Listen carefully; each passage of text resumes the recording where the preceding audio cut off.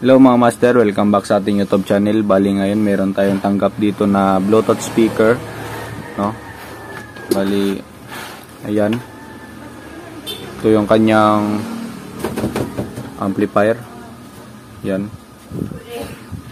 Bali sabi ng may-ari mga master, ang problema nito ay walang power, no? Bali i-check natin to kung walang power, no? Bali yan, dito yung cord nya. Yan yung cord, parang may tape. Pero baka okay naman. Try natin. Yan. Yan mga master, plug in ko lang. Yan. Plug in na natin. Tapos on natin. May switch dito na maliit. Yan, on na pala. Pero dito yung master, yung indicator light nya wala. Yan. Walang indicator light. Yan, off. On. Yan. Naka-on na siya mga master, pero walang indicator light. No, bali yan, bunot muna natin. At ito, bunot natin yung saksakan. Bali try natin yung saksakan kung good nga ba yung saksakan nya, no. Bali ito gamit natin yung ano, lagyan natin sa ×1, no. Yan, bali tusok tayo dito. Check muna natin yung saksakan bago tayo mag-proceed sa kanyang pinaka board, no. Yan. Yan, may palo siya. Tapos kabila. Yan, may palo din. Ibig sabihin mga master, good yung ating saksakan, no? Yan. Bali, proceed tayo dito sa ating board ng amplifier, no? Atong speaker natin. Yan. Bali, buksan natin to mga master. Almost. Bali yan mga master, tanggal na. Yan. Bali ito yung speaker. Tapos ito yung sa ating tweeter, no? Bali putulin lang natin ito. Yan. Bali yan, set aside muna natin yung speaker. Dito tayo sa amplifier nya, no? Bali may dalawang screw dito sa gilid. Ito. Baklasin lang natin yan. Yan. Yan. Tapos tong dalawang ano, yan, dalawang screw. Yan. Bali bago natin itong mga baklas mga master, di natin yan mababaklas dahil yung switch ay nakahinang pa dito. Tanggalin muna natin to yung dalawang hinang ng switch bago natin mabaklas kasi nakadikit yan.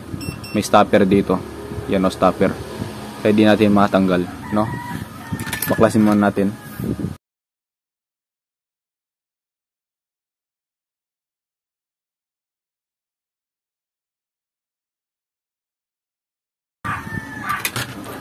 At yun mga master, no, nabaklas natin. Yun yung switch. Ito yung switch. At yan, nakadikit pa din yung ano, ito sa mic. Bali dito tayo sa ano, yan. Ito yung kanyang power supply. Ito nga portion, power supply. Bali ito primary at ito secondary, no. Yan. Bali tanggalin ko lang yung screw dito sa taas. Yan. Yan. Tanggal na. Then tanggalin natin to. Yan. Yan, bali dito tayo focus sa ating power supply. Yan.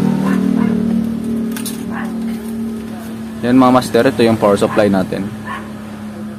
Ito yung in natin na 220 volts. Yan. Tapos ito yung switch, no. Bali sukatan muna natin yung mga parts dito mga master. Kung anong parts dito yung mga shorted, no. Yan, sukatan natin yan. I-reading natin, no. Kuha lang tayo ng analog tester. Yan. Yan, kahit ×1 lang, no. Okay na yan. Yan. Lagyan natin para hindi masilaw. Yan. Bali ito yung board natin. Yan, bali ito yung ano niya mga master, oh. Ito yung easy in nya, ito pumunta sa switch papuntang diode.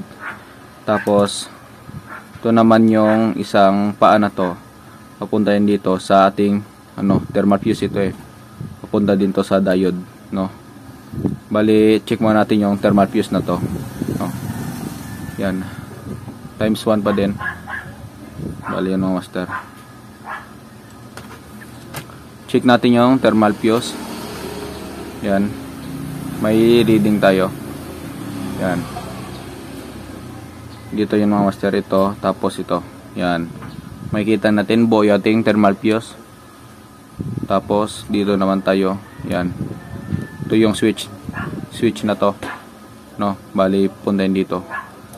Bali check muna natin yung kanyang switch, no, baka ito yung dahilan. Yan mga master, yung makikita natin buo naman yung switch. Yan, yan, buo yung switch natin, no. Bali okay naman yung switch. Proceed tayo dito sa board dito. Bali itong mga diode check natin. Yan, dapat magkabaliktaran mga master, walang palo, at kabila wala, at kabila meron pala. Yan, dapat ganyan, wala, tapos meron. Yan, meron. Tapos pag baliktad wala. Bali ito wala, baliktad meron. Yan, wala, tapos baliktad meron. Ibig sabihin okay yung ating diode natin, no. Bali proceed tayo dito sa ating kapasitor, no. Ito kapasitor. Yan, yan, dapat bumabalik yan mga master. Yan, yan, bali good naman yung kapasitor natin. Yan, oh. Yan, good naman yan. Yan, tapos yun, na check na natin. Ito yung mga diode nito. Check natin yung mga diode. Ito, yung mga malalaking diode. Yan, check natin yan. Tapos ito, sa loob mga master. Ito, itong kasama ng filter capacitor. Yan, diode 12 volts, no. Tapos ito, yung capacitor na to, reading din natin. Bali, ito yung muna yung isang diode, no, na ito. Ito yung mga master, oh. Yan, check muna natin. Yan, walang palo. Tapos pag binaliktad may palo. Yan, wala. Ibig sabihin good. Proceed tayo dito sa ating filter capacitor. Discharge muna. Yan, yan, may palo. Yan, bali yung palo ng ating capacitor mga master ay shorted. Yan, oh, magkabaliktaran palo, oh. Walang balik, no. Di tulad ng kapasitor na kanina chinek natin yung ito. Yan, tignan nyo ng palo yung kapasitor. Yan, ganyan yung palo niya, yung good. Ganon yung palo ng good, no. Bali ito parang di normal. Yan, di talaga normal. Bali bago natin wag natin agad na damayin tong kapasitor. Check natin tong diode, no, dahil sila magkasama niyan. Ito yung diode. Yan, yan, shorted.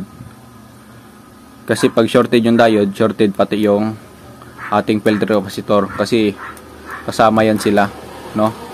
Bali nadadama yung filter capacitor, no. Balihang natin yung diode, tapos tester natin yung kapasitor kung naging normal yung palo, no. Pag di nagnormal yung palo, ganun pa din, ibig sabihin sira yung filter capacitor natin, no, itong kapasitor. Tanggalin ko muna itong diode, no, baka ito yung ating suspect dahil kaya walang power, no. Ayan, ito yan mga master, oh.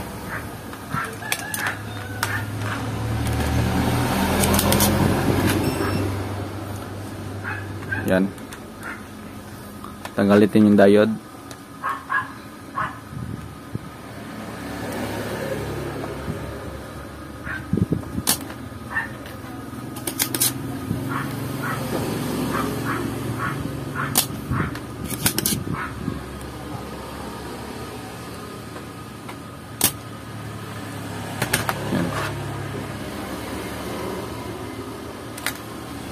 Yun. Bali natanggal na natin mga master yung diode. Bali ito na siya. Yan, mainit pa. Yan. Bali bago natin sukatan yon, sukatan mo natin yung filter capacitor na kasama ng diode kanina. Yan. Bali ito yung filter capacitor. Tignan natin sa tester natin. Yan, sukatan ko. Yun. Makikita nyo yung reading din na as in full dito sa 0, no? Yan. Yan. Tingnan nyo yung reading. Yan. Yan mga master. Yan. Di na siya shorted. Bali, sukatan natin itong diode. Baka ito yung suspect. Kaya walang power. No? Ayan. Sukatan rin. Okay lang yan mga master. Times 1 o times 10. Yan. Yan. So makikita nyo yung reading kanina sa board, sa filter capacitor. Ganito talaga yung palo. No? Yan. At pag ganito yung palo ng diode natin, magkabaliktaran, ibig sabihin sira. Yan. Sira. Yan.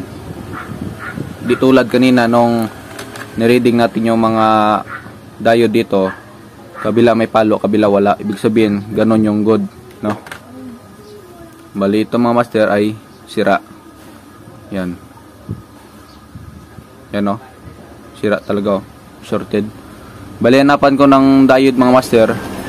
Pag naghanap ka ng diode, na kayo ng diode, pag yung kasama niyang filter capacitor ay 35 volts ag 1000 UF, ibig sabihin lang niyan ay 12 volts, no? Bali yun mga master, naputol yung ating ating content kasi may dumating na customer, no? May dumating na tayo na amplifier. Bali matagal-tagal din yung usap namin. Kaya natagalan tayo, na skip yung video natin. Bali balik tayo, no? Dahil ito kanina sinukat na natin, shorted, diba to? Bali umanap ako ng diode, no? Bali ito pala sa filter capacitor natin mga master. Pag naghanap kayo ng diode, yung kasama niya na pag naghanap kayo ng diode, yung kasama niya dapat na filter capacitor ay may 35 volts, no? Yan, 35 volts. Yan, basta yung sa volts lang tayo sa volts tayo magtingin, no? 35, 25 yan, 12 volts, no? Bali nakahanap na ako ng diode mga master. Yan. Ito yung nahanap ko, no?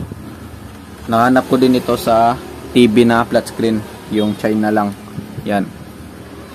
Ito. Kasi yung kanyang kapasitor ay 35 volts ito mga master.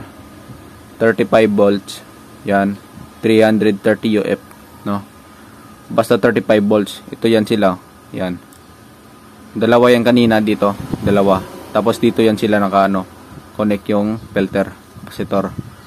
Yan. Yan, to yung filter capacitor natin, oh. Yan. Yan diretso. Bali ito yung nahanap ko, no?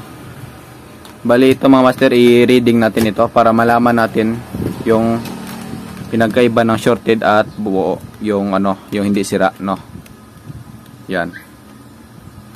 Yan, masilaw. Yan. Ito yung good natin na diode. Ito yung sira natin mga master. Yan, sukatan natin yung good. Dapat dito lang yan siya magpapalo o magre-reading sa sa color gray na to. O ito yung sign ng positive, no? Bali yan.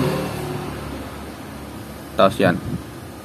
Makikita nyo mga master, may palo siya. At dapat yung palo ay ganyan lang, hindi yung sagad, no? Tapos pag binaliktad natin, dapat wala na yung reading, no? 0 reading na yan. Yan dapat wala. Para walang leak. Yan, walang leak. Bali ito yung papalit natin na diode. Yan. Tapos baliktarin natin. Yan. Wala ng palo. Yan. Okay. Bali yan, i-install na lang natin tong nakita nating diode, no? I-testing natin dito. I-lagay natin para ma-testing natin kung maging okay na ba yung ating amplifier, no? Yung power niya. Yan. Bali sa pagkabit mga master, may sign naman dyan. Yan. Yan. Balik makikita nyo yung ito. Yan. Ito yung line na maliit. Yan. Ibig sabihin, dito yung positive, no? Tapos ito yung negative. Dito yung positive, no? Bali, yan, to yung ating diode. To yung gray na positive. Yan, bali, pag ganito yan siya, no? Ganito yung paglagay. Yan, bali, dito muna natin ilagay, no? Testing muna natin kung maging good na yung power niya. Yan. Nangan ko lang.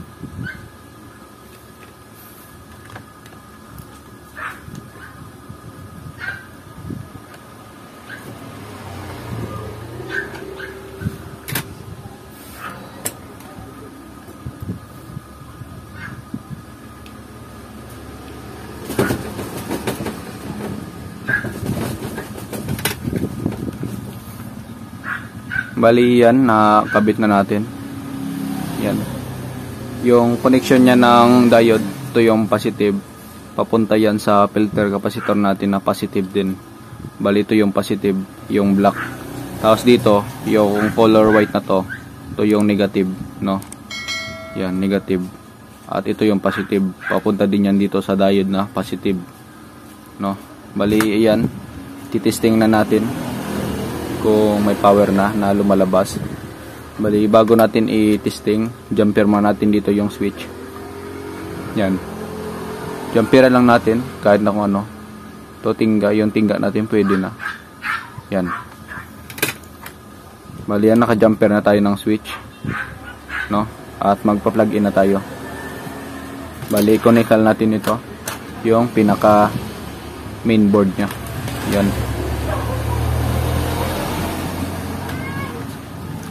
Yan. Tignan natin kung may power na binibigay yung indicator light na to. Yan.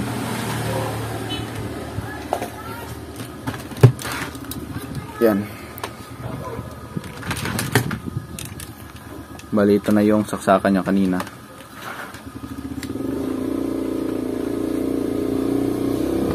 Yan. Make sure lang na wag magdikit para walang mag-shorted, no? Ito, plug in na natin. Yung makikita natin, may ilaw na. Yun.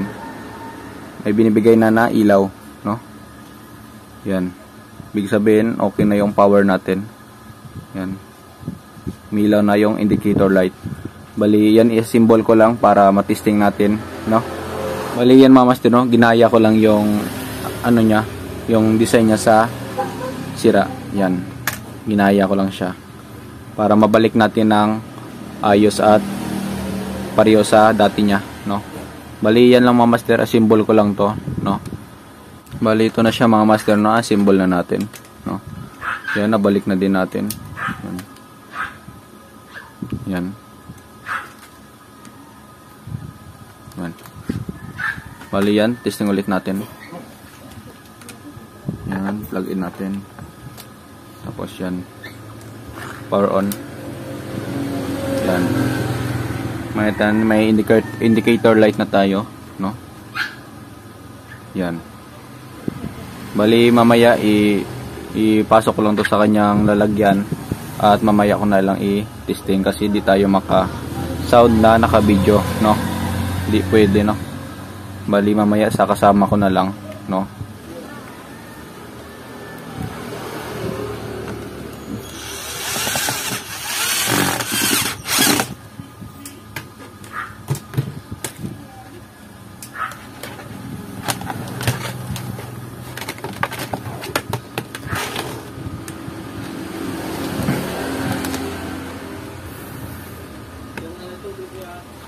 Bali, yan, nakakabit na natin sa mismong box nya.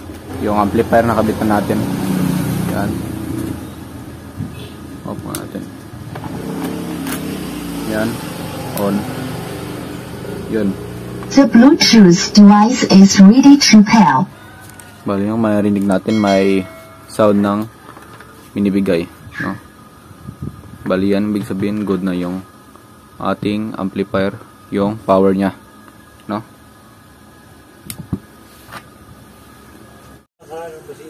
Gani, mag-uta na ng idalom karon, o battery, o yung battery. Ano kung bangkanan karon, din saka kas babaw ron. The Bluetooth device is ready to pair. Ha? Pa gani ron? Oo, bago ron tayo, bago man ang yaw, bimis na. Buksi ni Meg, bakas katin mo magbukas Meg. The Bluetooth device is connected successfully.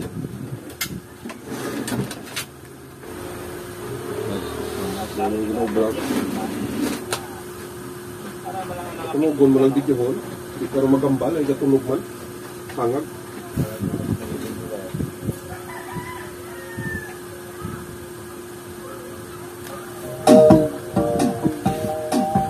Video mo tayo.